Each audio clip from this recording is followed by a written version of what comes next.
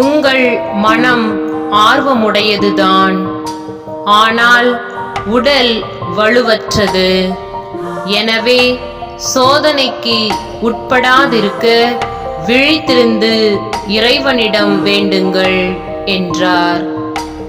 தூய மார்க்கு எழுதிய பரிசுத்த நற்செய்தி 14வது அதிகாரம் 38வது இறை திருவசனம். மன்றாடுவோம். அன்பு இறைவா, உடல் எப்பொழுதுமே வலுவற்றதாகத்தான் இருக்கின்றது. ஆகவே தான் நோய் நொடிகள், தீமைகள் மற்ற உடல் உபாதைகள் என்று பல காரியங்களினால் நாங்கள் அவதியுறுகிறோம். ஆன்மா ஊக்கமுடையது.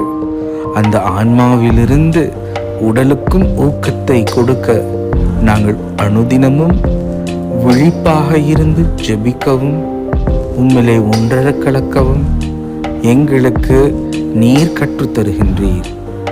ஆண்டவரே, ஆன்மாவையும் உடலையும் ஊக்கமுள்ளதாக மாற்ற எங்களுக்கு அருள் தாரும்.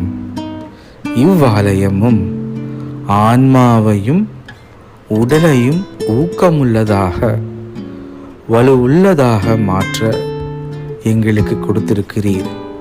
இந்த ஆலயத்தை சந்திக்கின்ற ஒவ்வொருவரும் ஜெபத்தினால் ஆற்றல் உள்ளவர்களாக மாற வாழ கிருபை புரிந்தருளும். ஆமென்.